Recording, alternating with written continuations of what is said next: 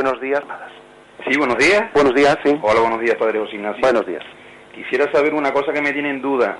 Jesucristo fue llevado hacia la cruz porque parece que cuando antes de morir expiró diciendo estas palabras, ¿no? ¿Cómo fue lo que dijo esto? No me sale ahora, Dios. Perdónales, Padre, porque no saben lo que hacen. Sí. ¿Fue llevado con como quien dice, con esa tranquilidad a morir en la cruz, o al final, por su condición trinitaria, ya él sabía que el único motivo de eso es haber llegado a este mundo para cargar, como se suele decir, con nuestros pecados, no nuestra cruz? Esto le doy un segundito nada más para poner la radio. Perfectamente. Gracias.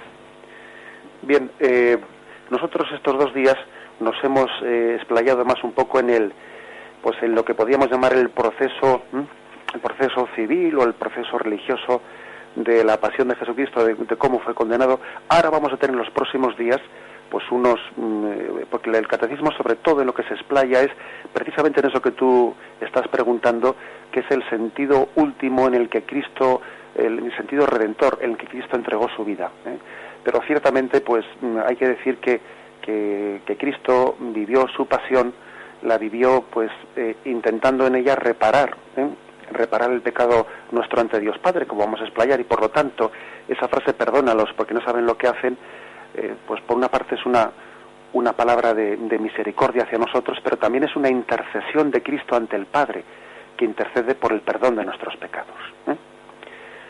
Adelante, ¿tenemos alguna llamada más? Soy María de San Sebastián.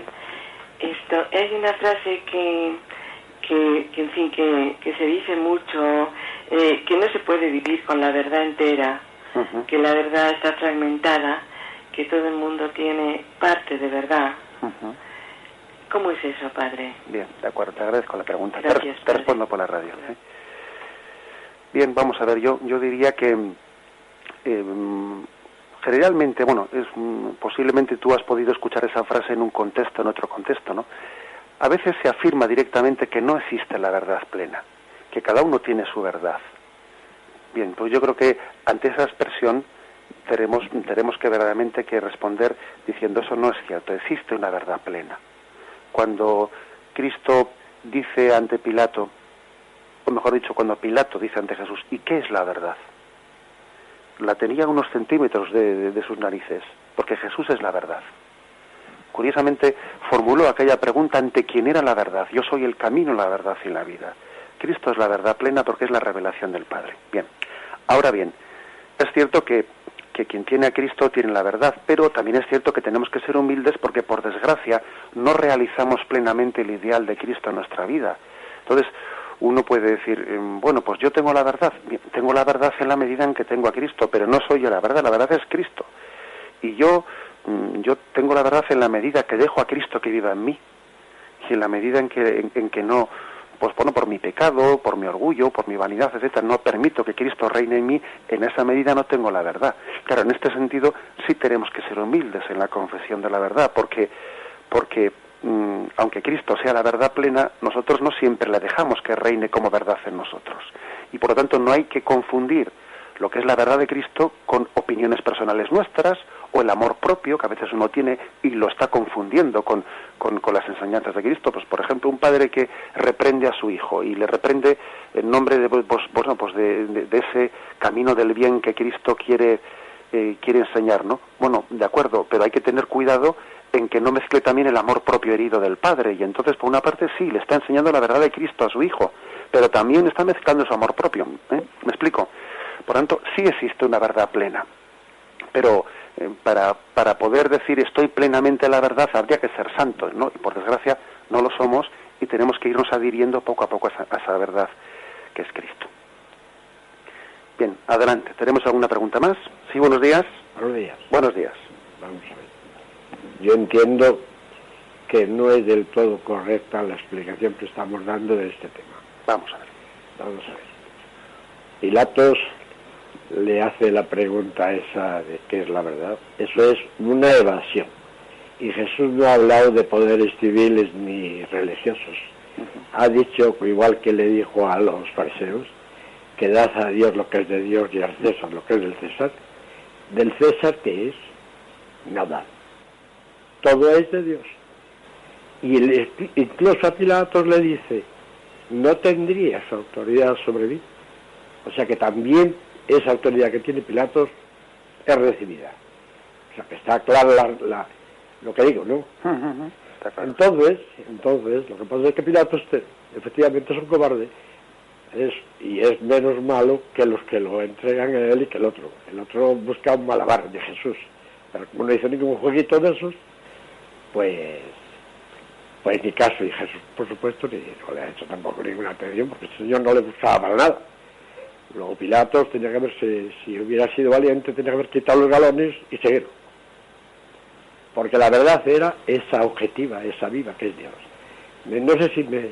Sí, te explicas, de acuerdo. Si te parece, te respondo. Vale. Estupendo, muchas gracias. Vale, no, la verdad es que creo que no veo, la verdad, la divergencia entre lo que tú has dicho y lo que yo he querido expresar aquí. Es decir, me parece que la expresión, o sea, la exposición que has hecho, a mí me parece por lo menos, ¿no?, que coincide con la que yo he pretendido un poco pues explayar. Sí, es así. Es decir, estaba sencillamente Pilato ante la razón última fue sencillamente su cobardía, como hemos dicho, ¿no? Pero es cierto que en ese diálogo que hay entre Jesús y Pilato de tú eres rey, tu reino es de este mundo, pues hay por una parte, pues como tú mismo has dicho, como usted mismo ha dicho, no, pues hay una doble afirmación que hay que hacer, que Jesús, bueno, pues con el dad a Dios lo que es de Dios, al César lo que es del César, pues él respeta la autonomía del orden político, del orden religioso, pero a su vez también le recuerda a Pilato que todo poder civil, todo poder de este mundo, en definitiva, está recibido de la autoridad de Dios. Luego también, digamos, esa autoridad última de Dios sobre todos los gobernantes tiene implicaciones también en su gobierno y en sus leyes, etcétera, etcétera. Las dos cosas, el reino de Jesús no es de este mundo, pero tiene implicaciones en este mundo, tiene consecuencias para este mundo. Adelante, ¿tenemos alguna pregunta más? ¿Hola? Sí, buenos días. Hola, buenos días. Sí. Padre, me llamo Conchi, llamo desde Pontevedra y bueno, hace poquito que escuché Radio María, pero estoy muy contenta de que nos expliquen y nos enseñen. Sí. Quería comentarle que, bueno, usted ha dicho antes que el hecho de que Jesús también callara delante de Pilato ponía de manifiesto su verdad. El hecho de que no le contestara era su verdad, ¿no? Porque Dios le defendía, entonces él no tenía por qué defenderse así. Pero claro, humanamente hablando es todo lo contrario. Nosotros entendemos que el que calla otorga. Entonces, claro, la persona que no se defiende cuando se le acusa de algo, precisamente, humanamente hablando, es porque no tiene argumentos para defenderse. Entonces, claro, desde el punto de vista humano, que ya sé que no es el de Dios, parece una contradicción, ¿no?, que nos callamos para no defendernos. Y también quería comentar que, claro, a lo mejor Pilato nos parece, pues eso, muy mala persona, porque entregó y tal, pero a lo mejor pensamos, no podríamos pensar que Dios se valió de su debilidad precisamente para, pues eso, para que siguiera todo su curso, porque Pilato al fin y al cabo es un pobre hombre que, bueno, no tenía fortaleza de carácter pero claro, eso tampoco es... No sé, no todo el mundo tiene esa fortaleza de carácter para imponerse a los demás y tal. A lo mejor Dios se valió también de su debilidad, ¿no? Bueno. De acuerdo, muchísimas gracias por tu llamada. Gracias a usted. Venga, hasta luego. Bien, pues bueno, pues vamos a concluir con esta llamada. Únicamente la respondo diciendo, pues bueno, lo último que dices, eso se puede aplicar a Pilato y a todo el mundo. Es decir, Dios, en última instancia, se sirvió de esa debilidad, ese pecado de debilidad de Pilato, al mismo tiempo que se sirvió también del pecado de Judas y del pecado de cobardía de todos nosotros y de ese pecado de crueldad de los soldados. Es decir, ese principio que tú dices de Pilato se puede aplicar a todo el mundo. En última instancia, Dios, en su designio, en su providencia, se sirve de todos ellos, de todas las causas segundas, respetando nuestra libertad, como dijimos en una ocasión, ¿no? Pero se sirve también de esas causas segundas, de nuestros pecados, para llevar adelante su designio de salvación. Con respecto a lo primero que dices, eso de quien calla otorga, pues la verdad es que es un tema delicado, ¿sabes? Bien, la verdad es que no podríamos decir desde el punto de vista cristiano que quien calla otorga. Quien calla otorga o no, o no. Es decir, por ejemplo, el silencio de Santo Tomás Moro ante el rey Enrique VIII, cuando él pues se niega, ¿no?, a decir que lo que ha hecho el rey Enrique VIII pues es legítimo, aquel silencio no otorgaba, más bien aquel silencio molestaba, porque era un silencio que estaba de alguna manera dejando patente al rey Enrique VIII. Tal es así que aquel silencio no otorgó que le mataron a Tomás Moro porque sabían que su silencio era una acusación implícita. Es decir, que no es cierto de quien calla otorga. Es más, hay veces que hay ciertos silencios que uno ve que a los malvados de este mundo les ponen verdaderamente nerviosos, porque uno sabe que ese silencio es un silencio de inocencia al mismo tiempo que es un silencio que está removiendo las conciencias. Por lo tanto, hay que discernir cada caso concreto. Lógicamente, también ya he dado yo a entender que hay veces que uno puede tener obligación de pasar, bueno, pues para no permitir que alguien caiga en pecados de escándalo, que pueda escandalizarse pensando cosas que no han sido, tenga obligación de defenderse. Pero también puede haber momentos en los que el Señor pida el testimonio máximo del silencio, como una forma de proclamar la abismo. Alabado sea Jesucristo.